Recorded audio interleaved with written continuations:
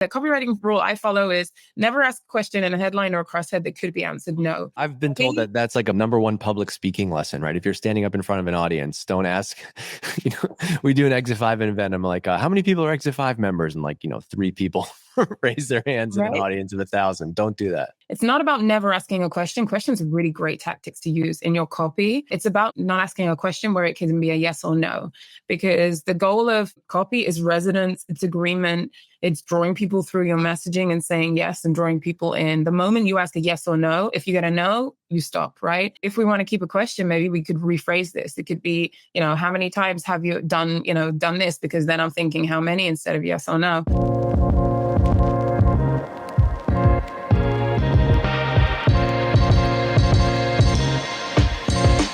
All right, we're back. Here we are, the roast. We're roasting. Anybody get their coffee, by the way? I saw that in the chat. Sendoso sending out a lot of coffee right now, which is awesome. Bunch of coffees out there. The chat is still going. People are still here. We got hundreds upon hundreds of people. I think it was like 457 was here live, which is awesome. So I heard the SEO session was great. The chat has been fire. We are now going to talk about home pages. Let's get your home pages roasted. We have an awesome crew here. We're going to bring up Diane and Lee, Danielle. So here we are. Okay. We're going to talk about, this session is all about the home page, the most important page on the website, the one that you spend all of your time arguing with the 4 VPs at your company about what should be on there from a messaging standpoint. We have a bunch of home pages that have been submitted. I'm going to introduce you. I'm going to bring on my partners in roast for this session. I'm going to bring them on in a minute, but we have a bunch of submissions. Like, we got hundreds of submissions for this. We have pulled out 5 that we're going to roast, maybe kindly. Some will get more roasted than others. That is just how it goes. And I want to hear your feedback in the chat as well. But real quick, I got Diane and Lee. Diane, why don't you say hello, introduce yourself, and then we'll kick it over to Lee. And then Lee's got some quick presentation that she's going to take us through. Diane, how you doing? Who are you? Great. Yeah, thanks for having me. I'm really excited for this. As you can tell, I brought the fire with me. I brought some flames. Yeah. This might be how some of the companies feel after the roasting. I love what you've done with the place. It looks great. Yes, thank you. It's burning down around me. So I'm Diane. Where do I run Lionwoods, which is a messaging consultancy. So I help B2B companies, mainly B2B tech, and also digital service companies, create messaging that resonates with potential buyers, right? So how do you articulate the value of your product in a way that actually makes sense, helps people care, and then help them kind of translate that into homepage copy and messaging and help them get better results from their websites. Where are you joining us from today, my friend? So I'm from the UK, as you can tell from the accent, but I'm based out in Spain. But today I am calling from Dublin. I'm actually at a SaaS conference. Awesome. That's that, man. How many people can relate to that in the chat? On a live, not a webinar, on a live event, at a conference, hanging out somewhere in the back room. We've all been there. All right. So I'm excited. We'll chop it up with you. Lee, who are you, Lee? How you doing? Where are you at? And tell us who you are, what you do. Hi, guys. So I'm broadcasting from the Fiverr office here in Tel Aviv. I run product marketing and retention for Fiverr, which means that I'm in charge of making the Fiverr mess slightly clearer to the audience, including the homepage. And also my team tries to help build a product that would help people stay with us longer, do more on Fiverr, and develop a long-term relationship of working with freelancers on the platform. Awesome. All right. You're going to set us off. You're going to be our educational portion of this, and then we're all going to come back. And after your presentation, maybe 10, 15 minutes, 12 minutes, I don't know what it is, we have some websites to roast, and we're going to get into it. So this is perfect context for where we're going to go. Lee, I'm going to kick it over to you. I think Danielle's behind the scenes going to run the slides. Awesome. So I know you're all here for the roast, and you can't wait to get roasted. And I will save myself from being roasted for taking you too long through my explanation. So we're going to be very quick and run through a couple of principles for how to build the right homepage. So at least after the horrible roast you're going to go through, you have some takeaways that you can take with you and try to make things slightly better. I'm also going to share some examples with Fiverr, and that's actually what I wanted to start on. So I decided to take you on a journey back to Fiverr as it was like 14 years ago. This is the agenda for today, by the way, but it's going to be fairly quick. You don't have to immerse yourself in it. We're going to go over Fiverr's homepage throughout the years, and then kind of what to look for when building or optimizing the homepage. And then who's visiting the page, what's the target audience that we're aiming for, then how to craft a high impact homepage, some of the main challenges that I'm sure you guys are facing, and I'm going to end with how Fiverr leveraged Fiverr Pro to solve some of those challenges. And then I even have a do's and don'ts slides for you guys to take as a takeaway. So this is Fiverr of 14 years ago. When I first saw this, I was like, I want to work here. Like, this looks fun and kind of crazy and very unoptimized. But the company changed quite a lot since then. It started as a place where everyone can get online services for $5, and some of the services were slightly bizarre. Over the years, Fiverr noticed that a lot of the audience that tends to return and succeed on Fiverr are doing more businessy things or kind of more serious online services. So the homepage transformed to something a bit more professional, or at least not so unprofessional. Over the years, we took it slightly further, and you can see that the headline now changed to find the perfect freelance service for your business. So Fiverr definitely took a step in that direction, still welcoming our personal buyers that want to design a t-shirt or an album cover, but focusing more on the ones who have high chances to convert and generate lifetime value. And all the way to the homepage of Fiverr as you see it today, find the perfect freelance service for your business. So we're staying with our business buyers. The page is a bit slicker, kind of looks more like 2024, but also is way more focused. And we're going to talk about how we got to that focus with a few principles here. This is the homepage, the final homepage, by the way, as it is now if you scroll to fiverr.com. So what to look for when building a homepage? The first thing, and I'm sure you all think about that, is conversion. The ultimate metrics of success. Obviously, it's the first time you're meeting your user and you want to get them all the way through to making the final purchase or contacting you or whatever your conversion metric is. But it's not the only thing worth looking at. I think bounce rate is one of the most interesting things. That is a really strong indicator that the way you brought them to the homepage doesn't necessarily match what you chose to put in there. So maybe you led them to think that they're going to see something and then they saw something completely different and just decided to bounce. If that's the case, something in your journey or messaging should definitely change. It's either unclear or not what you wanted it to be. I also like looking at scroll depth and how much time they spend on the page to understand the behavior. I think there's also like some sort of an ideal flow that we imagine of a user that's coming.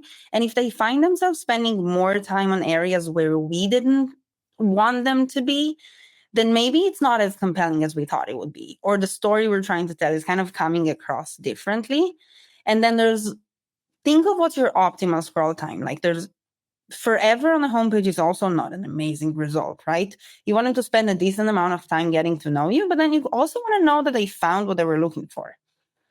I also look at navigation patterns.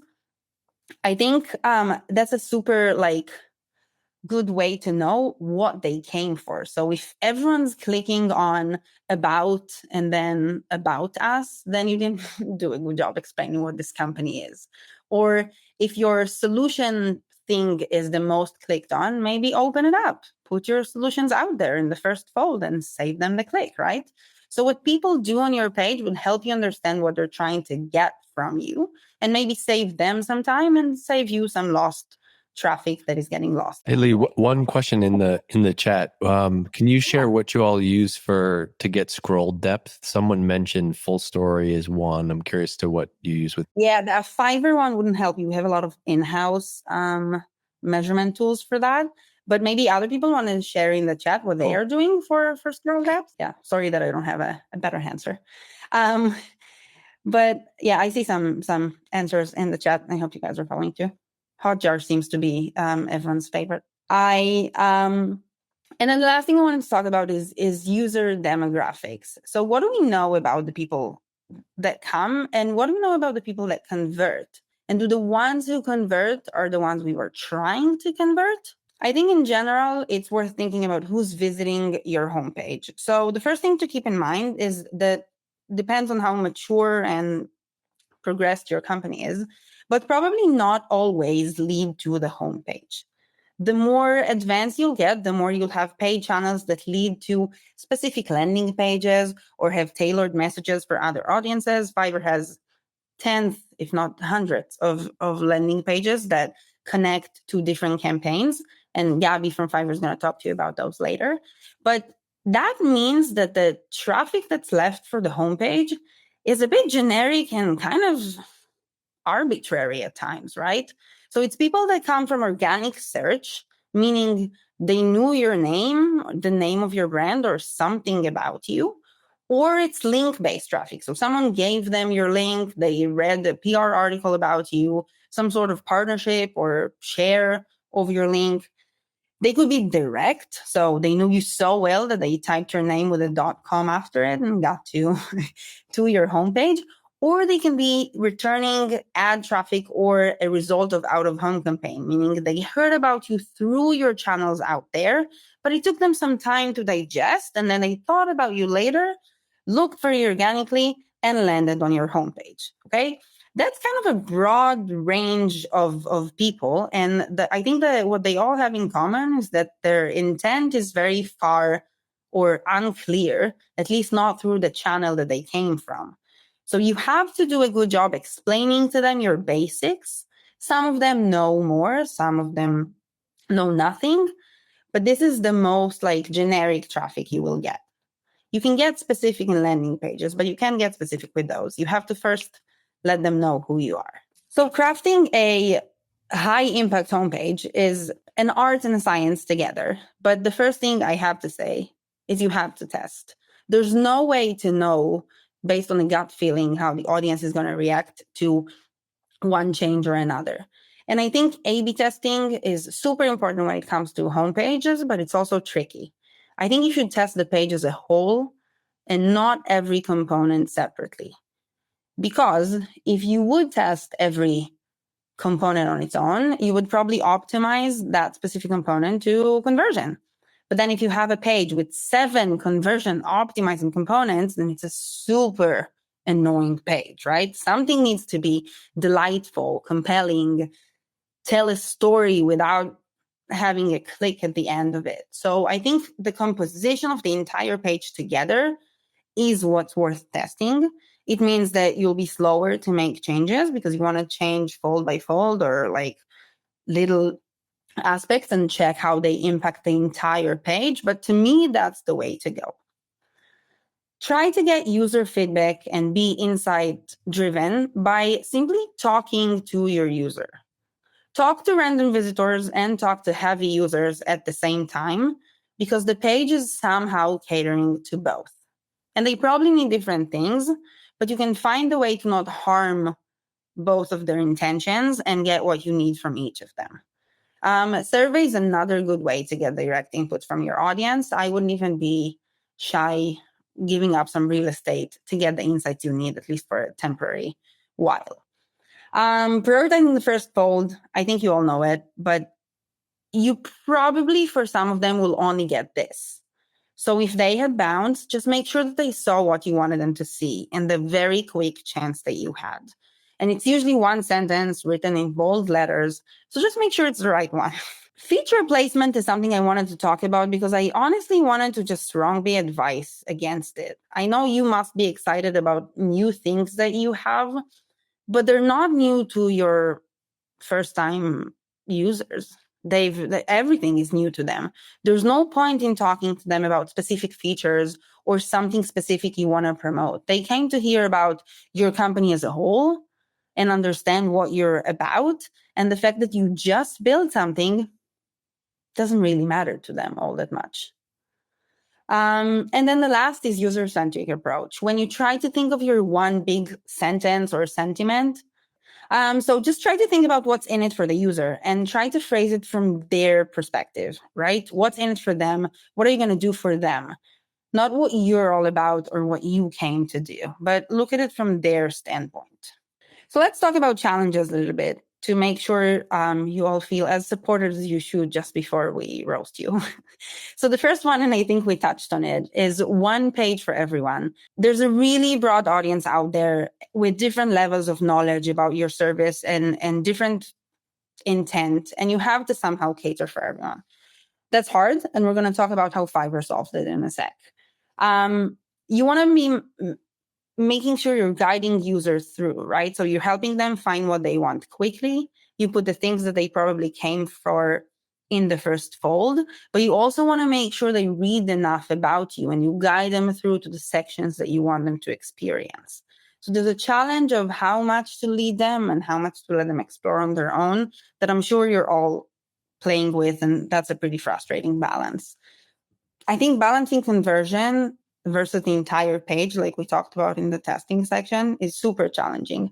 Fiverr is a super conversion-oriented company, very bullish about that. And every time we're trying to add some sort of delight component or trust-enhancing thing into the homepage, it's a whole to-do. You have to fight for the real estate. But I think at the end of the day, especially in long-term testing results, you do see that it's worth the effort.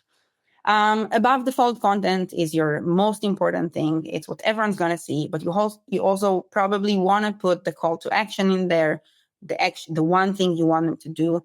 So balance keeping it minimal and also having enough things for them to do is also a super frustrating task.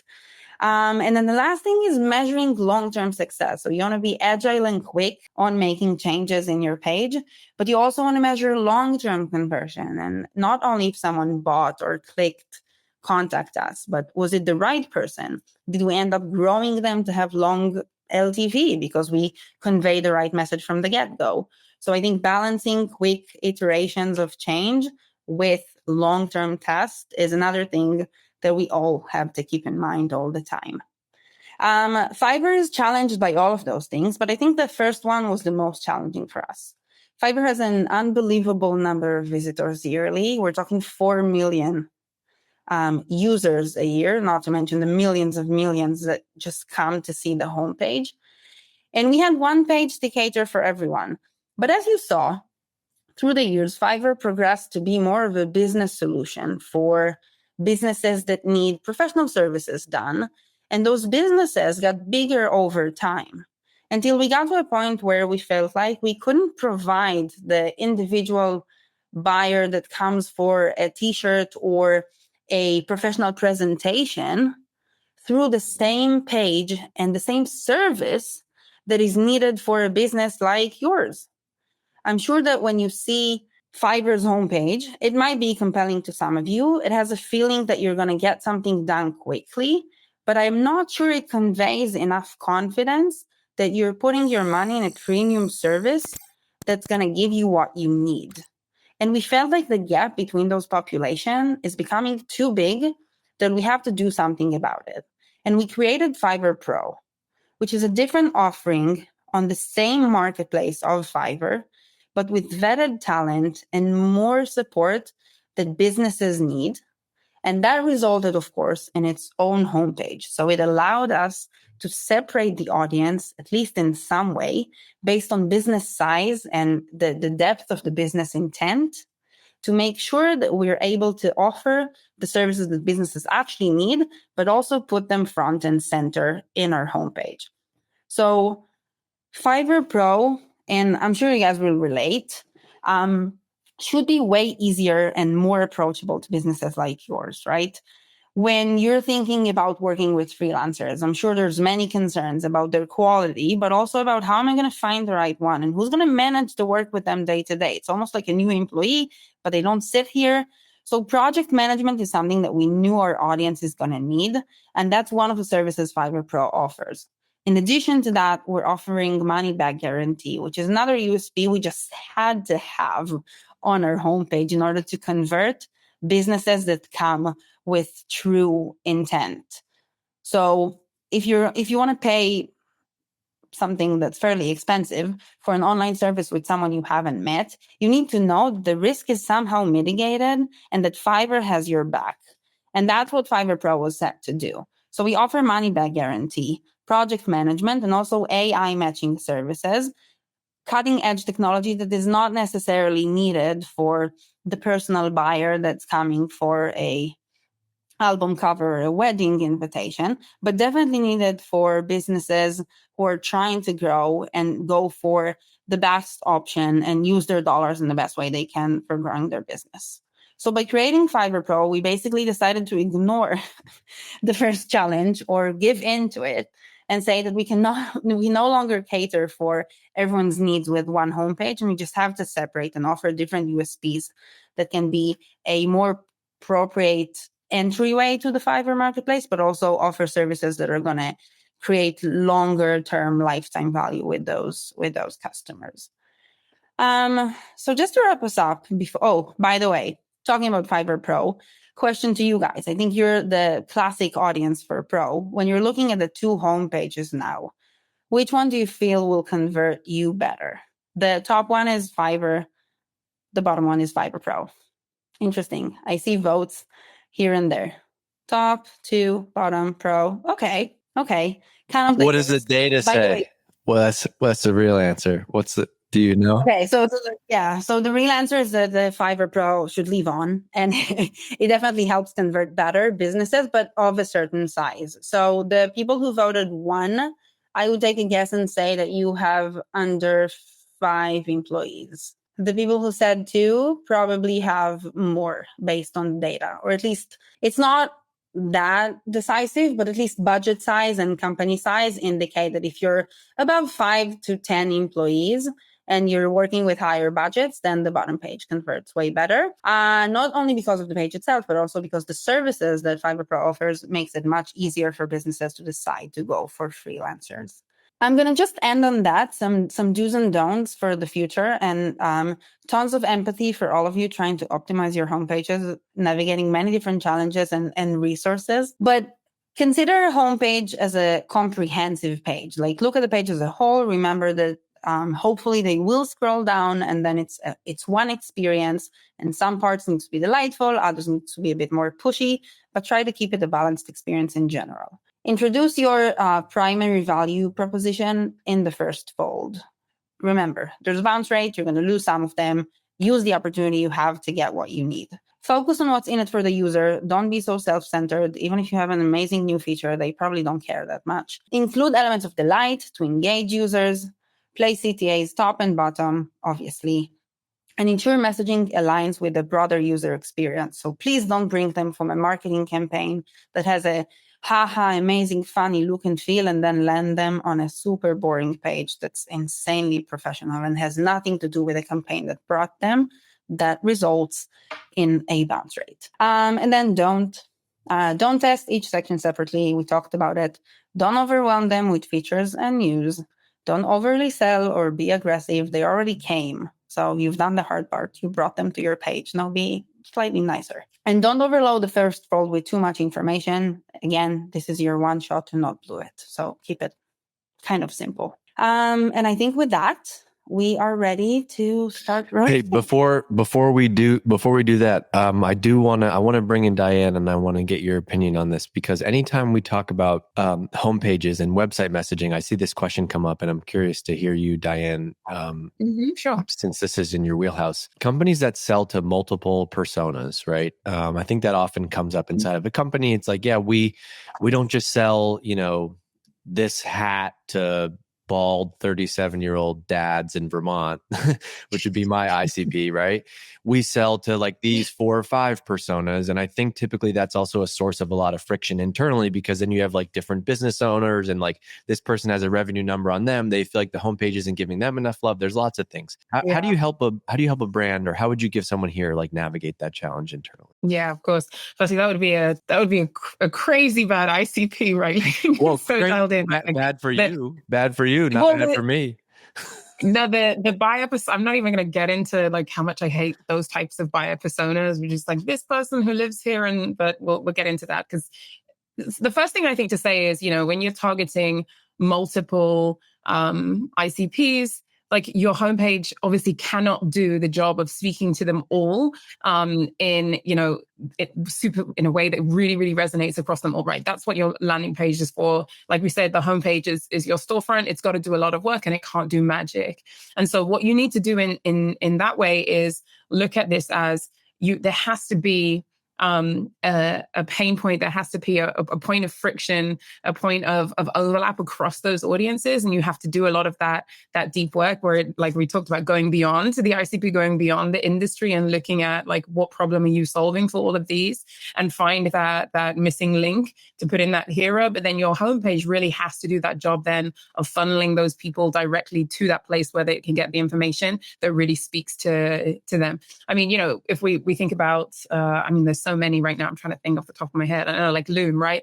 Loom over the years, like it's a tool that, you know, sales teams are using, marketing teams are using, freelancers, agencies, all sorts, right? And there's no way for me to speak super dialed into all of those. And so you have to really tap into like your messaging at a higher company level. What is it that we actually do for everyone that ever actually resonates? And then start pushing people through to those specific pages where you can really kind of, you know, speak to the pain and how you help them on the day to day. Yeah, I think Andy put a good comment in the chat. Homepage is the Walmart greeter, gets the people who don't know what they're looking for to the right place as fast as possible. And I love that. I put an example from Webflow in the chat because I think they're a good example of that, right? It's a website builder, however you want to explain it. You could make the case that they have 20 different personas, right? And so the homepage, if you go to the homepage, it's really focused on the overall product use case, what they do. It looks great. It's easy to use, blah, blah, blah.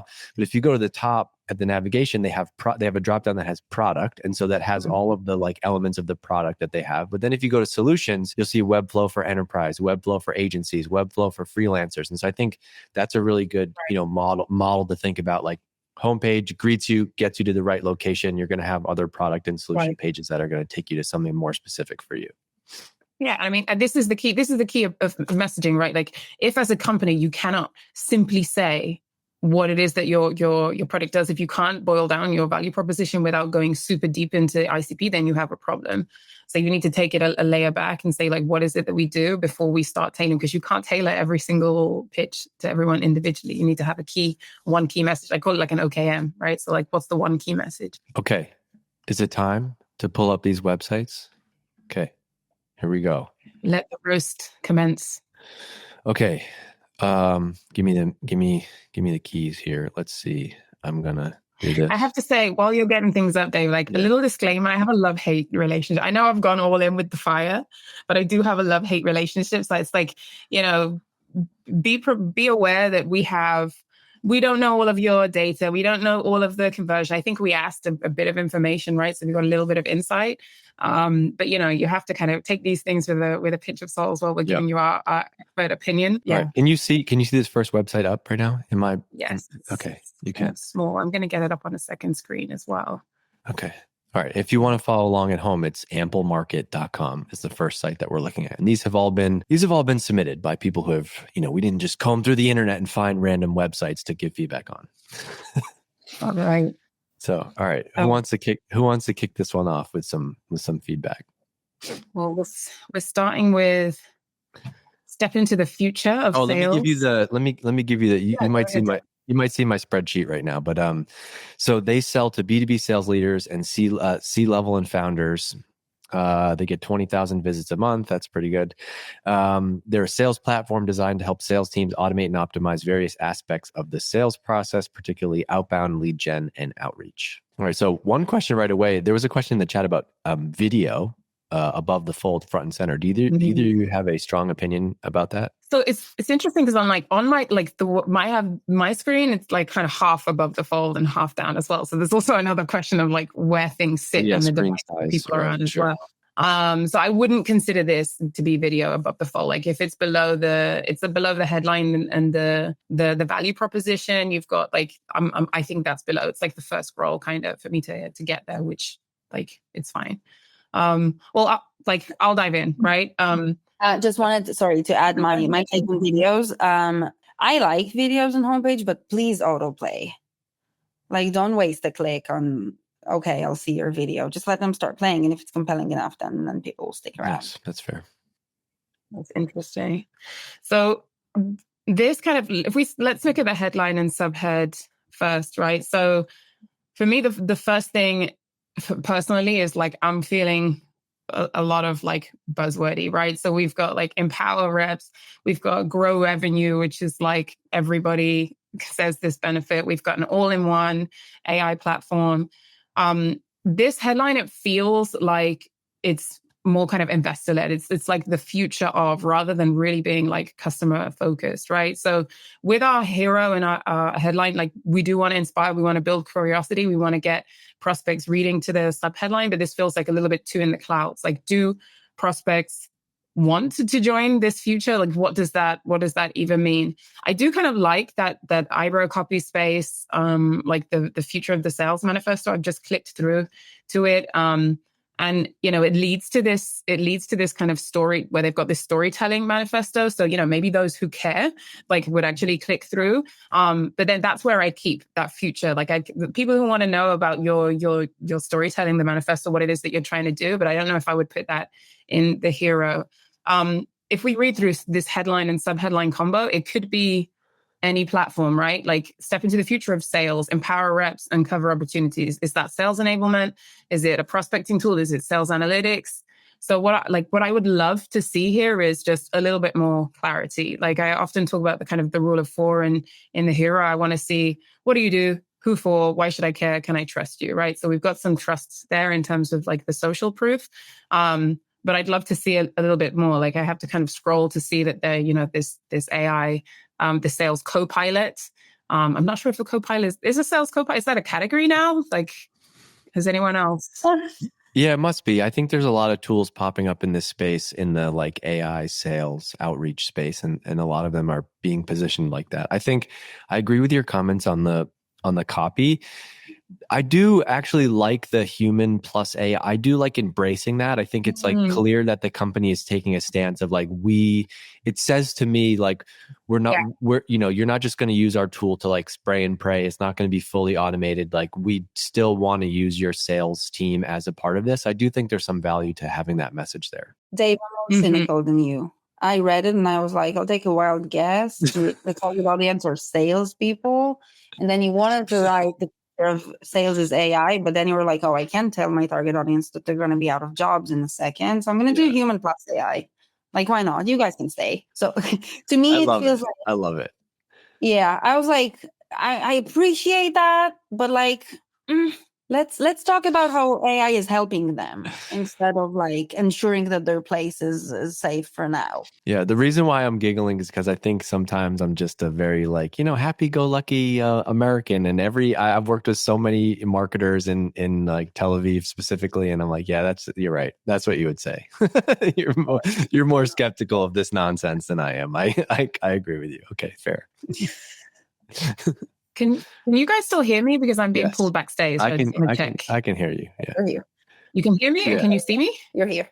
Oh, awesome. Okay. Yeah. I can't see you because I'm afraid to. I can't see you because I'm afraid to see what happens if I click away from this tab right now. So while I see you. That you still look as amazing. Hey, I have a question, Diane, on the copy, on the headline. Then, like, do you have a framework for like what should the headline, like, should it be more benefit driven? Should it be more specific? Because I get the challenge here. It's like, we want to say something about what the product actually does, but then it's like, but it does more than those things. And so that's why we say empower reps, uncover opportunities, and grow revenue, because it's like an overarching statement for the product. Would it be better to like come up with a specific use case and value prop here and lead with that, and then say the other things later? I mean, I think there's so many different formulas and frameworks that we can use for a headline, and I really don't want to get into like, the 400 people in the audience are all going to go and update and follow this one headline framework, because you also want to be creative, right? But what I would say is that this combination of headline and subheadline, there has to be some balance, right? Like, I need to know that I'm in the right place, that it's the right tool for me, what you do, what kind of value I can gain, and then you build curiosity. So this step into the future for me is definitely too like in the clouds.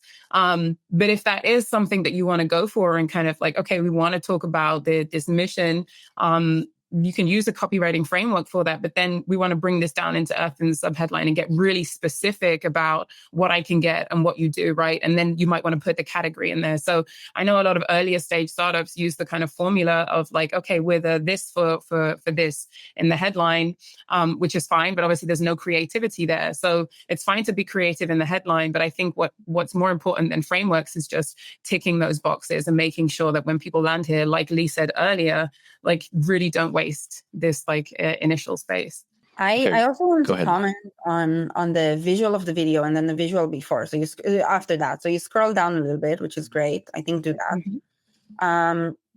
And then, so first of all, it's the same visual twice. So that's the opening image of the video, and then you see it again, but now with those boxes. And to me, this section is way too complex. Like there's the moving parts below, a huge list of things in the image, and then 3 pop-ups on the side. I am very confused. And I think it actually roots from the same problem that the header has. So if you would align on a value prop that's slightly more focused and clear, then that should obviously lead what type of visuals and like main USPs you put below. But because you went so broad with step into the future, then you did not commit to anything specific. And then you had no choice but to show all of it. So we're seeing the entire product and its opportunities. And I feel like I need to be a 3 months in user to navigate through this madness. So I did like the, I like the never. Oh, go ahead. Sorry, go ahead. I do actually like this never miss an opportunity section though. I think it's a quick way of doing product marketing that like it explains the things that the product can do without telling you. It's like, okay, very quick. Oh, Kim followed my company on LinkedIn. Oh, interesting. They can tell me that. How do they know that Sue joined the CRO Slack community? It's like, there seems to be some interesting product marketing with showing me that we can get all these signals, but I agree that this does look like I want to click play on this because it's the same thing as the video. Okay, we got to move on. We gotta go on to the next site. I'm going to get rid of this one. Okay, this next company. Oh, I'm just accepting everybody's cookies. You're welcome. Track me all over. Okay, so this is Chattermill CX insights and research teams looking to analyze large volumes of customer feedback to uncover customer insights. Anything we should know about this page, your company? Nope. So we're free to just to share away. So let's take a minute. I know you all might have some notes on this already, but we can digest. This is the opposite of what there's a lot. This is like the other page was like, there was like maybe 10 words total in the headline and the subhead. There's a lot for my brain to try to, where am I focusing here to anchor in, right? What I like here, I like the use of eyebrow copy, right? So that's the little line above here, like the customer feedback analytics platform. This is, telling us what you do, who for instantly. It's a really good use of that eyebrow copy. So you're not wasting the valuable real estate of your headline. So I like that. The one thing I don't like is that like my BS meter is saying like number 1, really, like according to who. So yeah, I don't know. Maybe they are the number 1, but unless you are, don't say that. And if you are, assume that the prospect is asking like how, why. It maybe if you're number 1 on G2 or something, that might be a better stat to actually pull and use that social proof further down your page.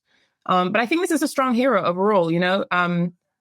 Want the customer insights your team needs. What do you think about a question as the headline? Yeah. So I have a couple of doubts. But did you want to dive in? I have a couple of doubts about that. You want to take that one, Lee? No. Yeah, go ahead. Go ahead, Lee. I feel like Skeptic Israeli is called again. Perfect. You know how Israelis are like. Do you ask me a question? The answer is no. Never ask a question. Like rule of thumb, you guys. Ask me a question, the answer is no. Never ask a copywriting rule, right? I can't remember who said this, but basically a copywriting rule I follow is never ask a question in a headline or a crosshead that could be answered no. Oh, I've been told that that's like a number 1 public speaking lesson, right? If you're standing up in front of an audience, don't ask. We do an Exit 5 event. I'm like, how many people are Exit 5 members? And 3 people raise their hands in an audience of 1,000. Don't do that. Yeah. I think this is the equivalent of asking how many of you want to be an Exit 5 members, which is like, if the answer is many, then great. But what if it's not? Right. It's like a risky question to ask. And I think that it also asks like, the customer insights your team needs all in one platform. Then you have a pretty clear USP about the like gathering the customer insights, but then it ended up being like, is the fact that I have too many platforms is what's bothering me? I'm not sure that's where you tried to take it. Like, Diane, you wanted to comment on that. What do you think as the messaging expert? So yeah, I think, because I see a question in the chat. So just to close the loop about the question. So it's not about never asking a question. Questions are really great tactics to use in your copy. It's about not asking a copy where not asking a question where it can be a yes or no, because the goal of copy is resonance, it's agreement, it's drawing people through your messaging and saying yes and drawing people in. The moment you ask a yes or no, if you get a no, you stop, right? And so, if we want to keep a question, maybe we could rephrase this. It could be, how many times have you done this? Because then I'm thinking how many instead of yes or no. But overall, like, honestly, I think that the hero is pretty strong. Good use of bullet points. It breaks down the info, showcases outcomes, pretty clear enough to get the message across, kind of still builds curiosity. Overall, yeah, clear hero structure, value proposition, outcomes, very formulaic. But yeah, I think it works. Maybe we can kind of move down and look at structure. As you scroll down, I would say also great work on trust indicators. I think these guys went heavy on that, and I think it works. Yeah. In terms of like, so hierarchy is really important, like messaging hierarchy with your homepage, right? And so they're following a formula that works. So it's, what is the problem that, the pain that our customers and our prospects are facing? And then kind of how do we solve that? I'm not a huge fan of just putting on the website like the problem and the solution. I feel like, actually, it's like kind of placeholder copy, right? Go beyond this and actually like call it out, and kind of use linking elements as well. But, as a kind of baseline, at least we have that structure there. One thing I'm noticing is that the page is very copy heavy, right? If we keep moving down as well into the kind of product, we have those kind of, benefits. There's a ton of screenshots, which on the one hand is great, because I feel like tech and SaaS companies are catching up to the fact that like people want to see the product, but you have to always bear in mind that it has to support the copy and not overwhelm. So yeah, a lot of copy is not a bad thing, like use the number of words that you need to get your message across. But I do think, never prioritize brevity over clarity. But I do think that the copy needs some editing here. And I think that Chattermill could be a little bit more ruthless about what are the key things that we need to take away from this homepage, right? Like there's like 4 or 5 bullet points with everything. There's loads of text in the screenshots. So yeah, I think we definitely, from a design perspective, like good design brings copy to life. And I think we need a bit more white space throughout here. Don't know what you guys think. I also think that, go ahead. Dave. No, I just was going to say, like, I think I do love the trend of more product screenshots. Like, I think showing the product, but it is hard when, kind of building on what Diane said, like it's hard when the screenshots don't actually necessarily always help. Just because they are product screenshots doesn't mean they actually help my brain understand how this product works, right? So it's like, it can be this tough challenge of like, how do you show that? Right. And also, what kind of stage of what, like how much brand equity does because again, we don't have all of the context here. Like how much do they have? Do I need to see this screenshot like immediately? Like screenshots are great, supporting visuals are great, showing your product is great, definitely. But the same with all social proof is that it needs to support the copy and it needs to actually kind of bring in and add value. So in some of these cases, I'm not so sure if it's like necessary. But I do really love I love that like proof CX is a revenue driving function for the business. I really like that kind of messaging. So I think the messaging it definitely like it resonates and it gets a bit better throughout the page. I also think that the social proof is really good in that like they're very, maybe this also is just not for us, right? And so like they're very focused on this role of, it seems like they sell to companies that have this role of someone who owns customer insights. And so maybe this level of detail is more important to that persona. I think that's right about this page. And I think that's why they went for so many screenshots and proofs from the product. But I think that the funny thing here, and where I'm empathic towards the person who built it, you're trying to give insights about the space, and then your product is also about insights. So what you get is just a bunch of screens full of insights. Some of them are screenshots from the product, and some of them are insights about the industry and what you're trying to sell. And I think some design work would really help here by bringing more elements that doesn't look like an insight. Yeah. Because you're writing insights, and you have a graph with insights from the product, and it's all just a bunch of insights, and it's hard to follow through.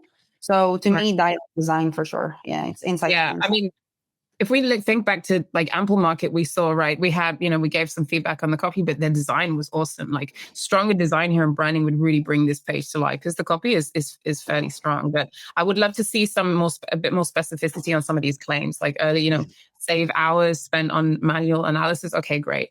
Like, get it. I get the outcome, but like, let's get more specific. Like, what does that actually look like for your customers on a day-to-day basis? All right, let's go do PrimePay. Here is my overview on PrimePay. They sell to HR leaders and business leaders. Their challenge has been, it's been tough to nail down messaging, especially as they have two different audiences. So here's the page.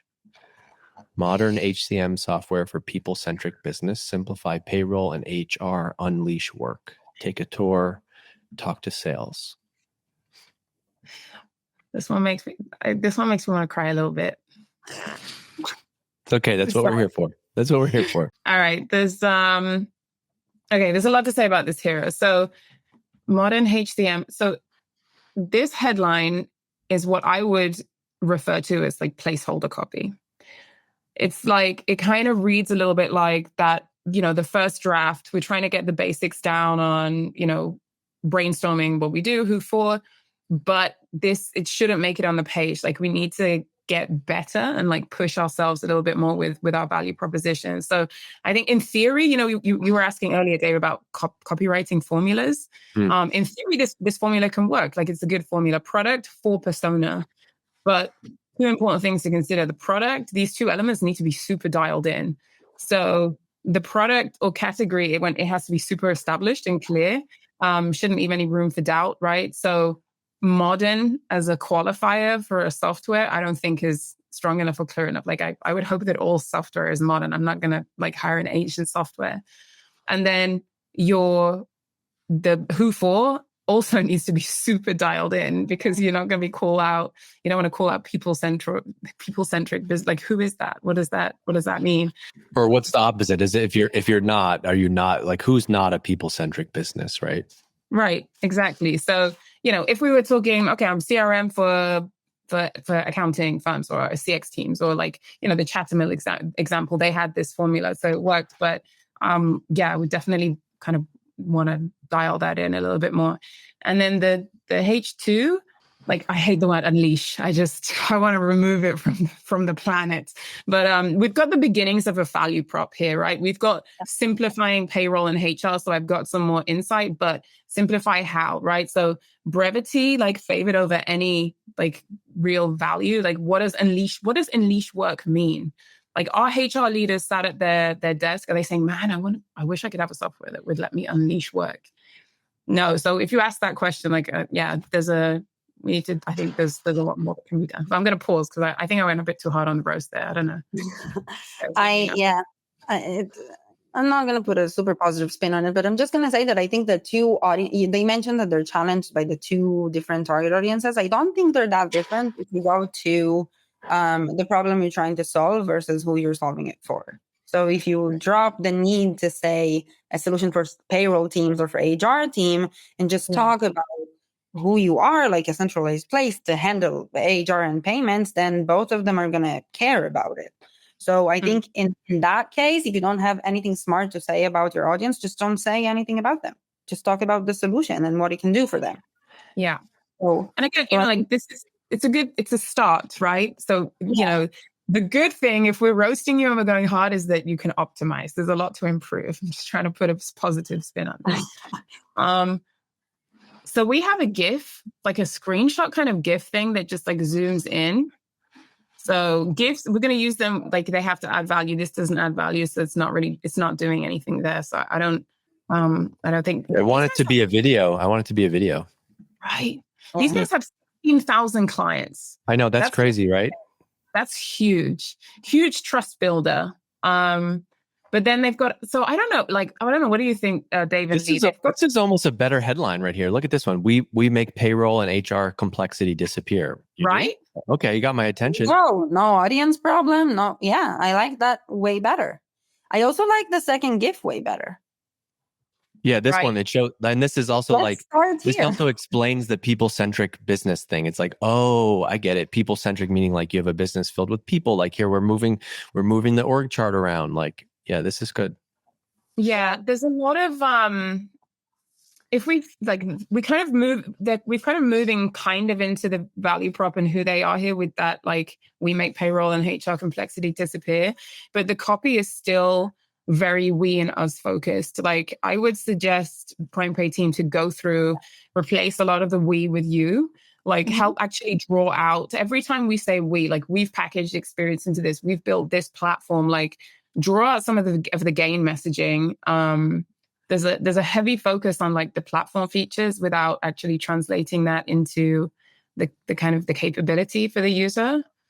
So yeah, one thing that I suggest is doing like a so what test, right? So with every line of copy, like asking, review and ask, so what, and then that helps you kind of draw out, okay, what does that impact? Okay. I would also.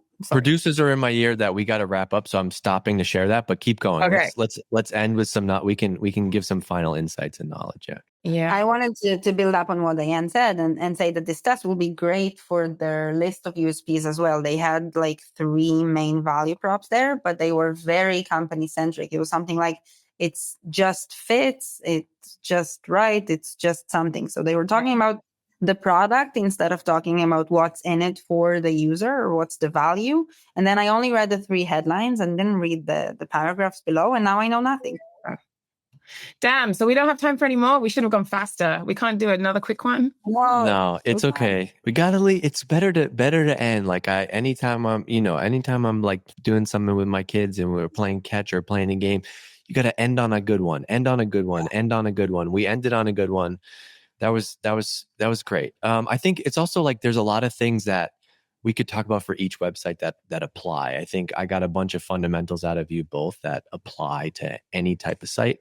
So this was great. I need to just check over here with my producer, Danielle. How do you want me to wrap here? Because I think we're gonna bring up Eli. So give me a second here while I figure out the logistics of this. Maybe how do you stay? I have a question for each of you. How do you two stay sharp? Like, you know a lot now. How do you not just rely on what you've always done? How do you stay sharp on this topic of messaging, copywriting, homepage? I don't trust myself as the decision maker. I come up with an idea and then I go to people on my team that are supposed to be the most skeptic about it. And then I also try to see if they're excited or they're like, yeah, that's pretty good. Like, cool, that could work. And like, if it's not genuinely exciting, then I try to be. So like constantly seeking feedback and data. Yes. Yeah, that's a really great question. I don't know. Like I question everything.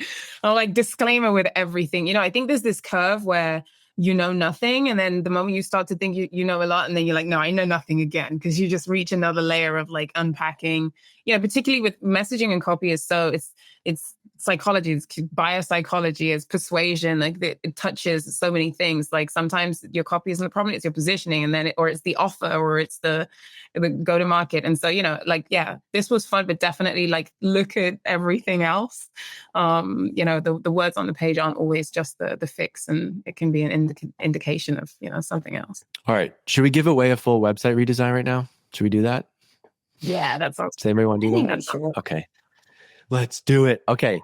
We're going to wrap up. We're going to give away this, or we're going to announce it. So not only are we going to give away this website redesign right now, but they've actually already done the, no, I'm just kidding. Imagine you're just going to press one button and you're going to have this new website available tomorrow. But I think we're going to bring in Eli, who runs No Boring Design, who's the firm. Yes, there he is. Holy smokes. All right, so here's what's cool. We're gonna do this. Eli and his team have a winner they're gonna announce right now, but they're the company that they did our website redesign, and it's been amazing. It's helped level up our brand. When we started to put together this event, Eli reached out and he's like, "I have a crazy idea for you." And he's that guy. Everybody's got one that when they say they have a crazy idea, you're like, "Oh boy."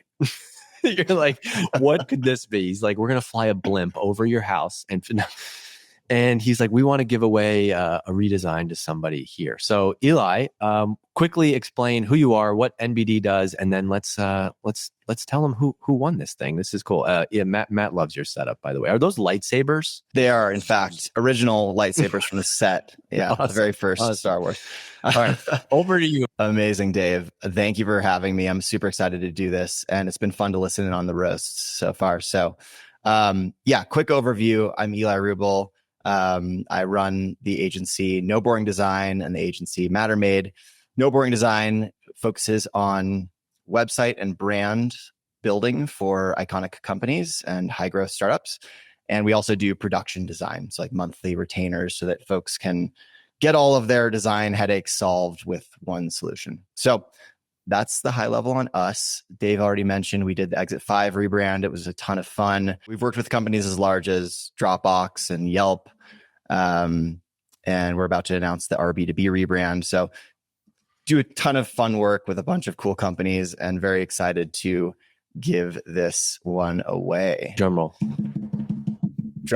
Getting into it. So, okay, I've got one big announcement before that. So, unfortunately, there was a typo on the page. Dave said that it was $60,000 value.